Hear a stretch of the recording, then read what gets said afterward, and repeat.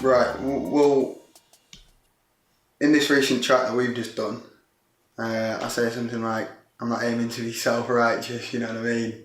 Which I don't aim to come across that way, but I understand that sometimes it might come across that I'm on a bit of a high horse, you know what I mean? But I'm not, because obviously, as I say, I'm not perfect and whatever, but without trying to sound too like cliche or whatever, I just want people to improve. Do you know what I mean? As a person or whatever in whatever they're doing. So yeah, that's pretty much it. But, well, and there's a lot of complaining and ranting that goes on as well because I'm a pretty annoyed guy most of the time. Yeah, so that's pretty much it.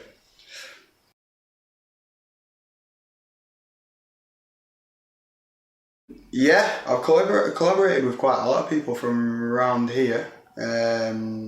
Skeps. Me and Closey have done quite a few tunes, but they've never seem to surface. Otherwise, from back in the day, obviously there was a scene in Preston that was quite big in the Grimeways, and we used to collaborate with Every Man and His Dog. So, but out of town wise, probably not anyone really, which is something I need to look at doing. Producer wise, yourself. Adam Mack, I've done quite a few bits and bats with. Otherwise, I think that's pretty much it. Apart from band wise as well.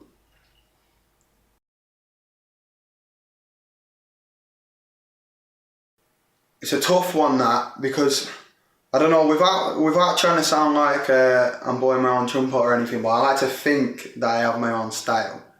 But recently, I'd probably say Kendrick Lamar I've listened to a lot of, and I like the messages he tries to portray and whatever.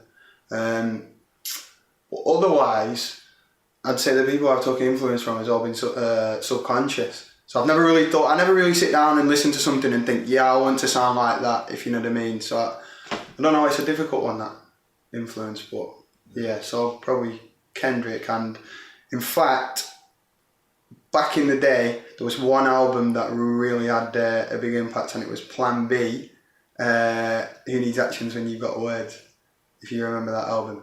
But yeah, there you go.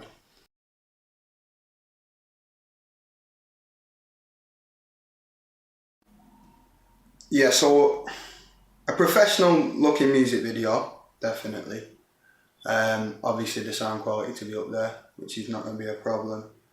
But yeah, probably the music video to be looking good more than anything, because then obviously the message that I'm portraying across, when people see things, they're a lot better at taking it in rather than just audio, because I don't know why, but people don't seem to want to know when it's just audio these days. So yeah.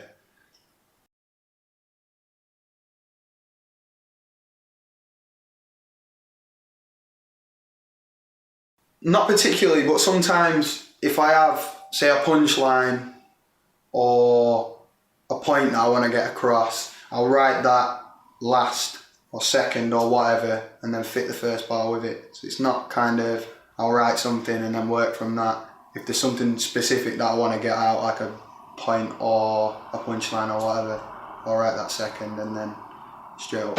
But I just need to be in the right frame of mind, because sometimes when I force myself to write lyrics, obviously it doesn't work. But yeah, so I need to want to do it.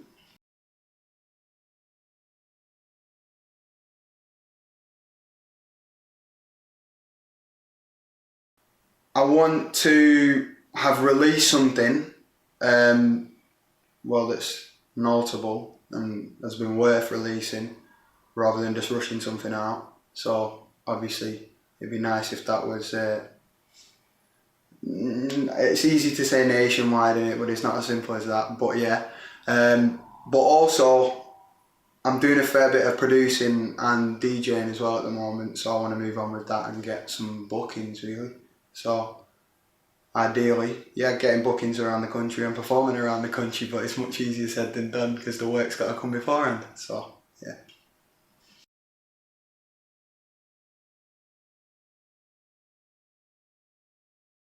Not a particular.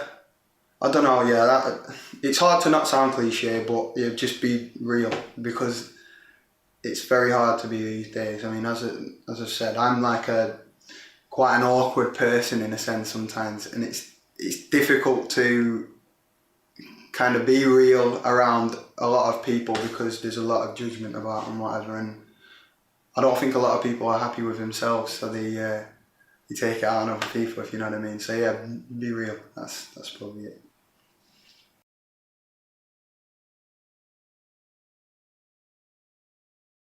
If to be honest, in the modern music scene, I don't think you need a label really.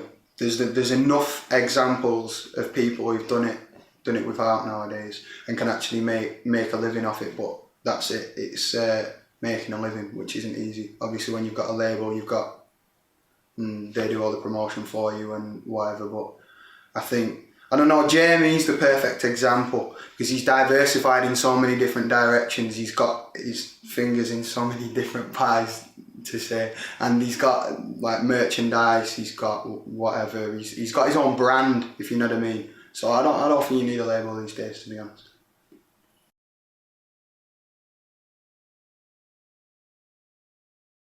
Because you can make tailor-made stuff to yourself. I mean, I'm not to any extent at a level where I believe that I can really make tailor-made stuff, but eventually I will be able to do. I hope anyway. But it's like when you're working with different producers or whatever, or you just pick a random beat off the internet. You think I want this to happen and I want this to happen. So that's why it's either better working with yourself or with a producer you're in regular contact with. So that's why it helps.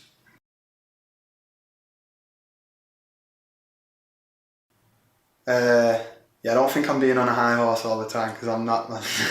I'm not like that. But I'm just trying to help out. That's it.